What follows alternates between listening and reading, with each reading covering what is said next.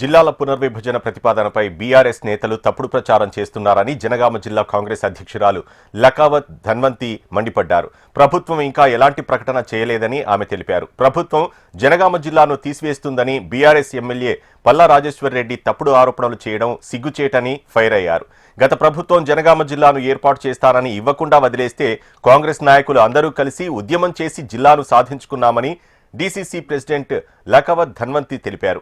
ఇప్పుడు ఎమ్మెల్యేగా ఉన్న పల్లా రాజేశ్వర్ రెడ్డి అప్పుడు ఎమ్మెల్సీగా ఉండి కూడా జిల్లా విషయంలో సహకరించలేదన్నారు. కానీ ఇప్పుడు జిల్లాను తీసివేస్తారని తప్పుడు ప్రచారం చేస్తూ ప్రజలను తప్పుదోవ పట్టిస్తున్నారని ధన్వంతి ఆరోపించారు. తీసేస్తున్నారు అన్న పదాన్ని ఎక్కడ విన్నారు, ఎవరు చెప్పారు, మరి ముఖ్యమంత్రి గారు ఏమన్నా డిక్లేర్ చేశారా అని చెప్పేసి నేను ప్రశ్నిస్తున్నాను.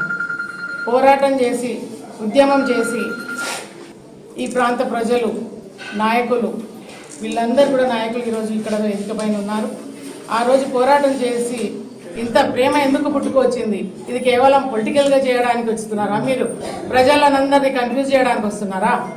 మీరు చేసే కన్ఫ్యూజన్ జనగామ జిల్లా ప్రజలు ఎవరు కూడా మిమ్మల్ని సపోర్ట్ చేయరని చెప్పేసి సభాముఖంగా తెలియజేస్తున్నారు. జనగాం అని అంటున్నారు. జనగాంకి ఎలాంటి దోకా లేదు. జనగాంని టచ్ చేస్తే మాత్రం ఊరుకునేది లేదు. ఉద్యమం మళ్ళీ కూడా స్టార్ట్ అవుతుంది అని చెప్పేసి తెలియజేస్తున్నాం. జనగాంను మాత్రం ఎవరు కూడా ముట్టుకోరు.